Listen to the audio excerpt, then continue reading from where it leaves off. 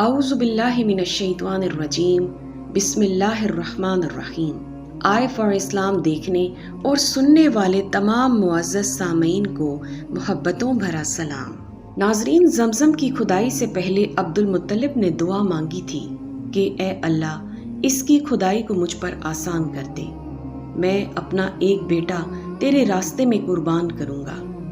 اب جب کہ کنواں مل گیا تھا تو انہیں خواب میں حکم دیا گیا کہ اپنی منت پوری کرو، یعنی ایک بیٹے کو ذبح کرو۔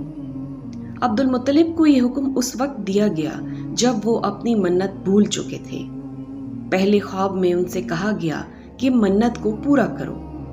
انہوں نے ایک مینڈا ذبح کر کے غریبوں کو کھلایا۔ پھر خواب آیا کہ اس سے بڑی قربانی پیش کرو۔ اس مرتبہ انہوں نے ایک بیل ذبح کر دیا۔ خواب میں پھر یہی کہا گیا کہ اس سے بھی بڑی قربانی پیش کرو۔ اب انہوں نے اونٹ ذبح کیا۔ پھر خواب آیا کہ اس سے بھی بڑی چیز پیش کرو۔ انہوں نے پوچھا کہ اس سے بھی بڑی چیز کیا ہے؟ تب کہا گیا کہ اپنے بیٹوں میں سے کسی کو ذبح کرو جیسے کہ تم نے منت مانی تھی۔ اس موقع پر انہیں اپنی منت یاد آئی۔ اپنے بیٹوں کو جمع کیا، ان سے منت کا ذکر کیا۔ سب کے سر جھک گئے، کون خود کو ذبح کرواتا؟ آخرکار عبداللہ بولے، ابا جان آپ مجھے ذبح کر دیں۔ یہ عبداللہ سب سے چھوٹے تھے، سب سے خوبصورت تھے، سب سے زیادہ محبت بھی عبد المطلب کو انہی سے تھی، لہٰذا انہوں نے قرعہ اندازی کرنے کا ارادہ کیا۔ تمام بیٹوں کے نام لکھ کر قرعہ ڈالا گیا۔ عبداللہ کا نام نکلا۔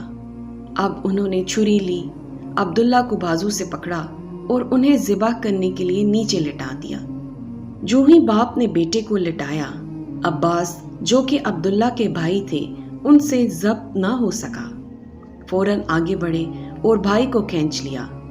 اس وقت یہ خود بھی چھوٹے سے تھے۔ ادھر باپ نے عبداللہ کو کھینچا۔ اس کھینچاتانی میں عبداللہ کے چہرے پر خراشیں بھی آ گئی تھیں۔ ان خراشوں کے نشانات مرتے دم تک ان کے چہرے پر باقی رہے۔ اسی دوران بنو مخزوم کے لوگ آ گئے۔ انہوں نے کہا، آپ اس طرح بیٹے کو ذبح نہ کریں، اس کی ماں کی زندگی خراب ہوگی۔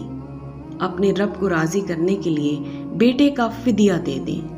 اب سوال یہ تھا کہ فدیہ کیا دیا جائے۔ اس کی ترکیب یہ بتائی گئی کہ کاغذ کے ایک ٹکڑے پر 10 اونٹ لکھے جائیں اور دوسرے پر عبداللہ کا نام لکھا جائے۔ اگر 10 اونٹ والی پرچی نکلے تو 10 اونٹ قربان کر دیے جائیں۔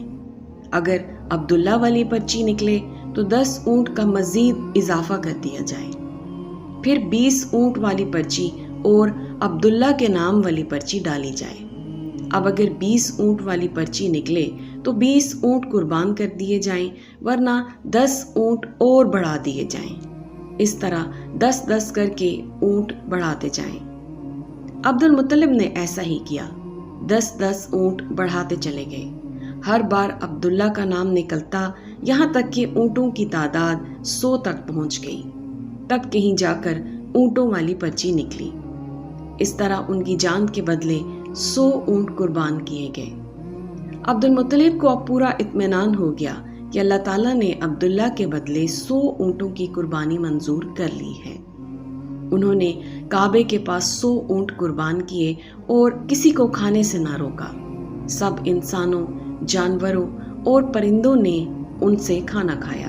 امام زہری کہتے ہیں کہ عبد المطلب پہلے آدمی ہیں جنہوں نے آدمی کی جان کی قیمت 100 اونٹ دینے کا طریقہ شروع کیا۔ اس سے پہلے 10 اونٹ دیے جاتے تھے۔ اس کے بعد یہ طریقہ سارے عرب میں جاری ہو گیا۔ گویا قانون بن گیا کہ آدمی کا فدیہ 100 اونٹ ہے۔ نبی کریم صلی اللہ علیہ وآلہ وسلم کے سامنے جب یہ ذکر آیا تو آپ نے اس فدیے کی تصدیق فرمائی، یعنی فرمایا کہ یہ درست ہے۔